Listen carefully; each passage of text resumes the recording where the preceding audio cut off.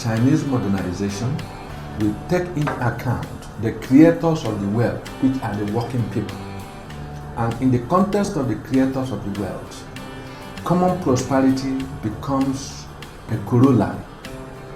It must be a prosperity that leaves no one behind, especially the working people who are the creators of the wealth, who are the motor driving productivity, who are the motor creating wealth and creating this product. What impresses me the most about Chinese path to modernization is the ability to develop homegrown solutions, Chinese solutions to Chinese problems.